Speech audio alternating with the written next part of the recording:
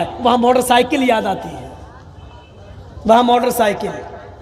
اور کتنا برا تو بول چکا ہوں، اس کے باوجود بھی تو شرم نہیں آتی ہے، اتنی بے شرمی ہے۔ ارے ہم انٹرنیشنل بھکاری تک بول چکے ہیں، موٹر سائیکل مانگنے والے کو انٹرنیشنل بھکاری کا خطاب بھی ہم دے چکے ہیں۔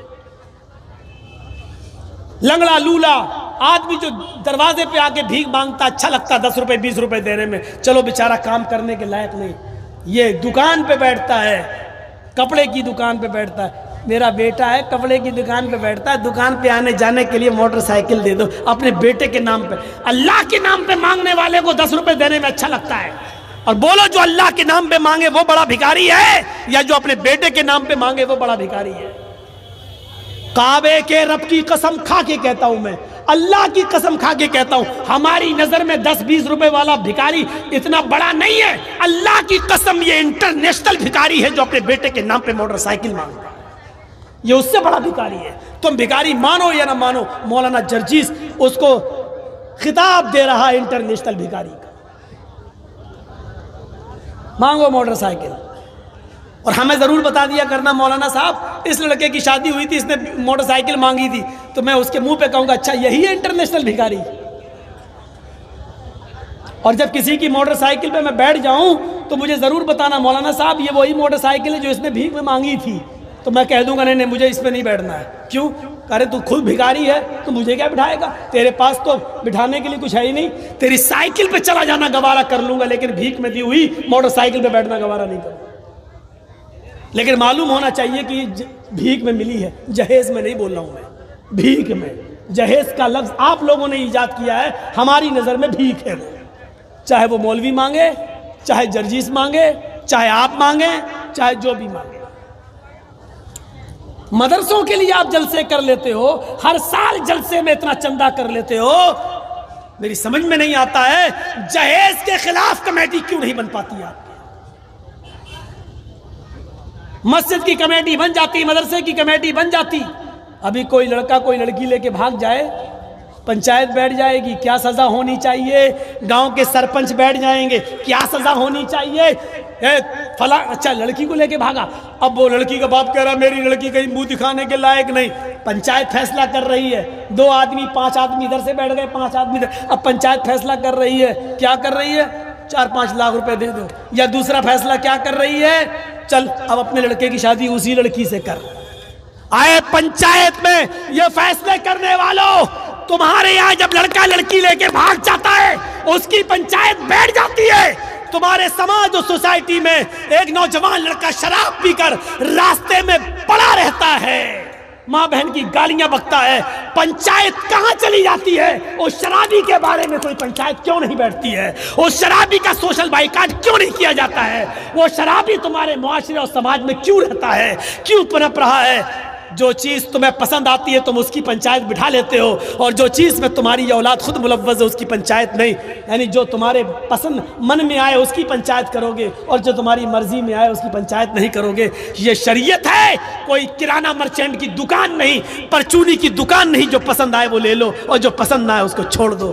شریعت ہے، اگر لڑکا لڑکی لے کے بھاگتا ہے اس کی پنچایتیں جڑتی ہیں، تو شرابی لڑکوں کا سوشل بائیکاٹ ہونا چاہیے، نہ کوئی اس کو لڑکی دے نہ اس کی لڑکی لے، یہ پنچایتوں میں یہ طے ہونا چاہیے، اس کا سوشل بائیکاٹ ہونا چاہیے۔ اس کا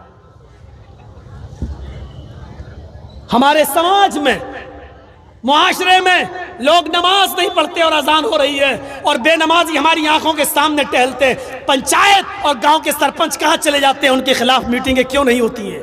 جبکہ بے نمازی کے بارے میں شریعت کہتی ہے کہ بے نمازی اگر شادی شدہ ہے، اگر وہ نماز شادی سے پہلے پڑھتا تھا اور شادی کے بعد اگر اس نے نماز پڑھنا چھوڑ دیا تو اس کی بیوی اس پر حرام ہو جاتی ہے۔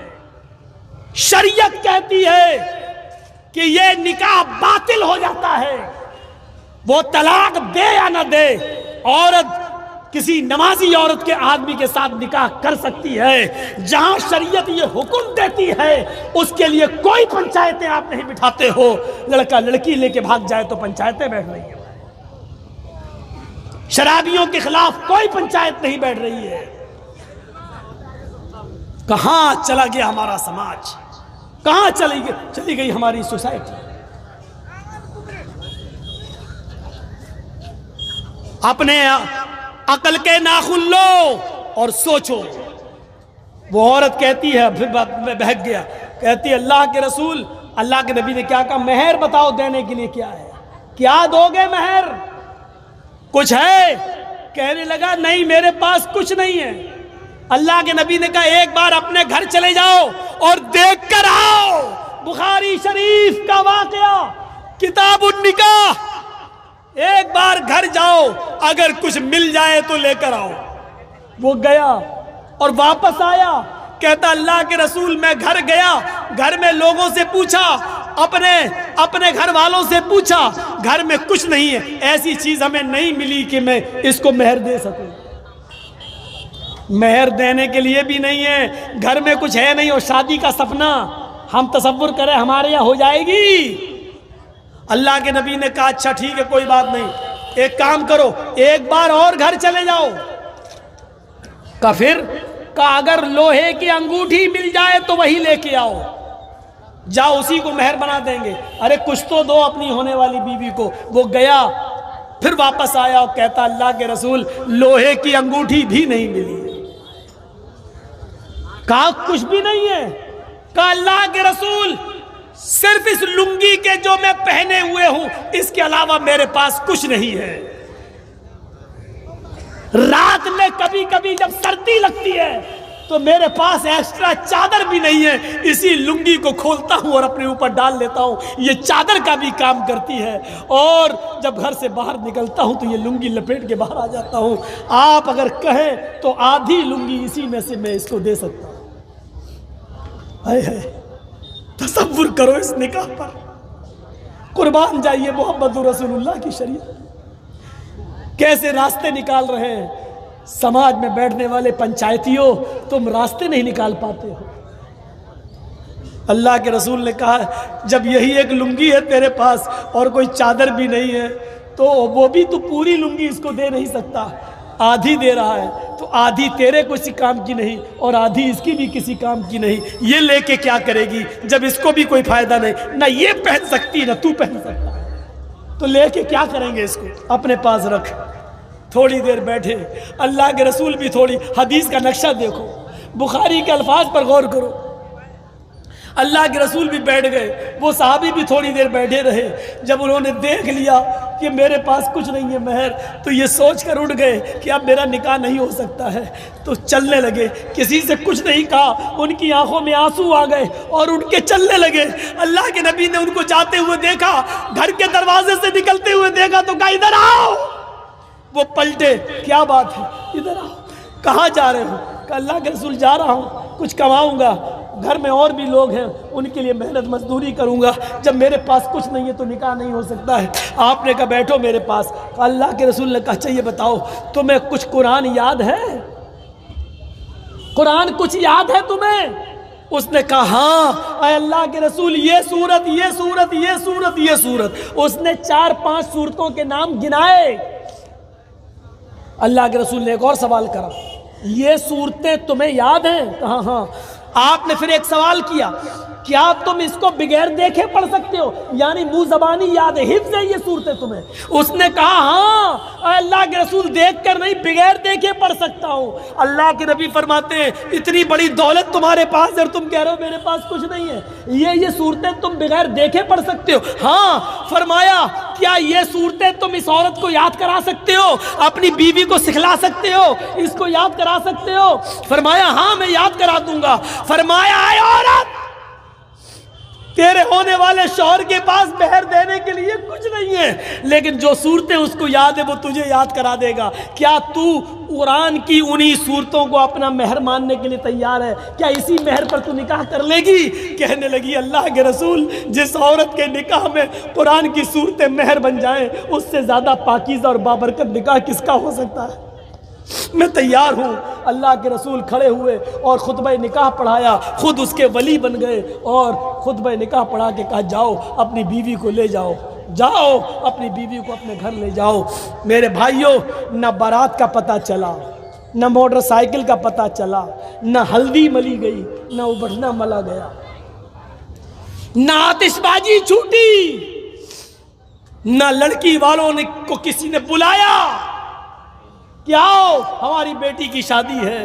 اللہ کے رسول ہی اس لڑکی کے باپ بن گئے، اس کے ماں باپ کوئی تھا نہیں، اس لیے قاضی ولی بن گیا، آپ نے نکاح پڑھایا اور خود اس لڑکی کے باپ بن گئے اور آپ نے اس لڑکی کی رخصتی اس کے ساتھ کر دی۔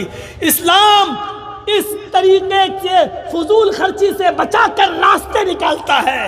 سن لو، سب سے بڑا نیک کام اگر آج کے زمانے میں ہے تو وہ یہ ہے کہ کسی غریب لڑکے کا کسی غریب لڑکی سے نکاح کرا دیا جائے اور بغیر جہیز کے ایک غریب لڑکی کو کسی کے گھر پہ پہنچا کر اس کی بیوی بنا دیا جائے۔ اس سے بڑا نیک کام کوئی نہیں ہے۔ سماج کے لوگوں، نظریں ڈالو تمہارے سماج میں کتنی لڑکیاں صرف جہیز نہ ہونے کی وجہ سے گھر میں بیٹھی ہوئی ہیں، موٹر سائیکل نہ ہونے کی وجہ سے ان خوبصورت لڑکیوں کے نکاح نہیں ہو رہے ہیں، جہیز نہ ہونے کی وجہ سے ان کی شادیاں نہیں ہو رہی ہیں۔